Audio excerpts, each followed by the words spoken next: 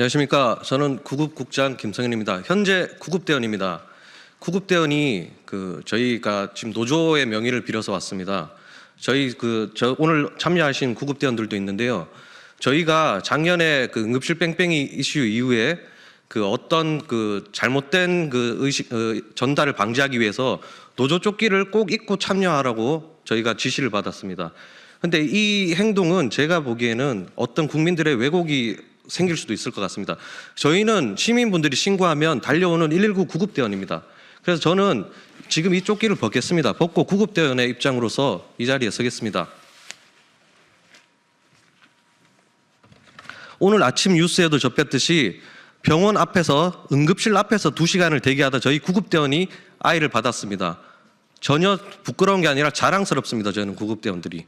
그래서 제 이 행동이 국민에게나 조직에 해가 된다면 저는 징계를 받을 것입니다. 기자회견문을 낭독하겠습니다. 정부는 국민의 생명과 안전을 지키는 응급의료 체계를 완성하라. 응급의료 체계의 첫 단추는 119 구급대다. 국민의 생명과 안전을 지키기 위해 최전선에서 헌신하는 119 구급대는 현재 심각한 위기에 처해 있습니다. 최근 응급실 과부하로 인해 발생하는 응급실 뺑뺑이 문제가 지속되고 있음에도 불구하고 이에 대한 근본적인 해결책이 마련되지 않고 있습니다. 그 결과 응급 환자를 신속하게 병원으로 이송해야 하는 119 구급대의 의료기관 수용 거부는 여전히 이곳저곳 병원을 찾기 위해 전전하는 현실이 계속되고 있다. 현재 119 구급대의 상황이 언론에 노출이 되고 있지 않을 뿐 응급의료 현장에서 발생하는 응급실 뺑뺑이 문제는 완화되지 않았습니다.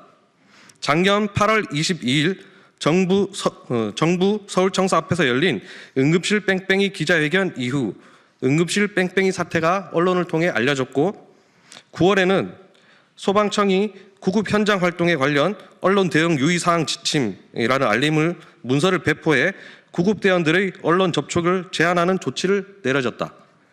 이로 인해 응급의료 현장의 실태가 국민에게 제대로 전달되지 못하고 있으며 대부분 병원과 응급실 의사들의 상황들만이 언론을 통해 보도되고 있다.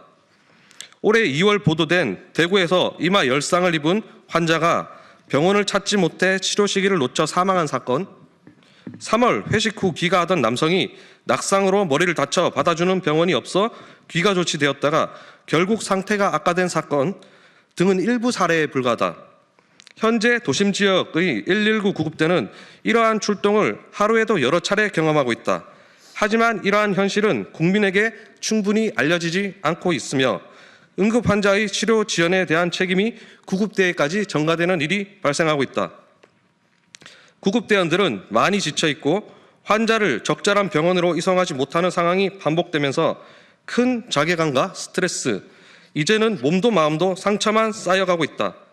응급처치 후 병원으로 이송하지 못하는 경우 구급활동 일치에 현장처치라는 명목으로 마무리되고 있는 상황이 많아지고 있으며 병원 선정 문제로 인해 심신이 지쳐가고 있다. 더 심각한 문제는 이러한 환경이 지속되면서 구급대원들이 환자의 상태를 과소평가하는 경향이 점점 늘어나고 있다는 점이다. 병원 전 단계의 응급의료 시스템에서는 환자의 상태를 과대평가해야 하며 이를 위한 개선책이 시급한 상황이다. 가장 우려되는 점은 국가 재난을 담당하는 119 구급대의 현실적인 정책이나 법 개정 과정이 충분히 반영되지 않는다는 것이다. 현행 응급의료 관한 법률에 따르면 응급의료란 응급 환자가 발생한 때부터 생명의 위험에서 회복되거나 심신상의 중대한 위해가 제거되기까지의 과정에서 응급 환자를 위하여 하는 상담, 구조, 이송, 응급처치 및 진료 등의 조치를 의미한다. 하지만 정부가 응급의료 개선을 논의할 때 응급실 이전 단계인 상담, 구조, 이송, 응급처치 등의 중요성은 간과되고 있다. 119 구급대가 현장에서 겪고 있는 문제점들은 어제 오늘의 일이 아니다. 코로나19 팬데믹 이전부터 지속되어 온 문제들이 의정 갈등으로 더욱 심화한 것뿐이다. 단순히 의사와 정부 간의 갈등을 넘어서 국민의 생명을 지키기 위한 실질적인 대책이 마련되어야 한다. 응급의료 시스템이 더는 방치되지 않도록 119 구급대의 현장과 정부, 의료기관이 협력해야 한다. 이에 전국공무원 노동조합 서울소방지부는 다음과 같이 제안한다. 첫째, 정부는 병원 응급의료 능력 평가를 강화하고 병원의 응급의료 능력을 평가할 때 119 구급대의 환자 수용 및 이송률을 반영한 평가 항목을 즉각 도입하라. 도입하라! 도입하라! 도입하라! 둘째, 정부는 통합된 정확한 병원 정보를 119 구급대에 제공하고 병원 정보 시스템의 수용 불가 사유를 명확히 표시하도록 조치하라. 셋째, 정부는 119 구급상황센터에서 병원 선정 시 강제력을 가질 수 있도록 법적, 행정적 권한을 부여하고 이송 지연, 이송 불가 상황이 누락되지 않게 파악할 수 있는 시스템을 조속히 마련하라. 우리나라 응급의료 체계의 첫 시작은 119 구급대에서부터 시작한다. 정부는 119 구급대의 현장 의견을 적극적으로 반영해야 하며 우리나라의 응급의료 체계를 전면적으로 개편하고 개선하는 데 즉각 나설 것을 촉구한다. 119 구급대는 국민의 생명과 안전을 지키기 위해 오늘도 최선을 다하겠습니다. 2025년 3월 17일 전국 공무원 노동조합 소방본부 서울소방지부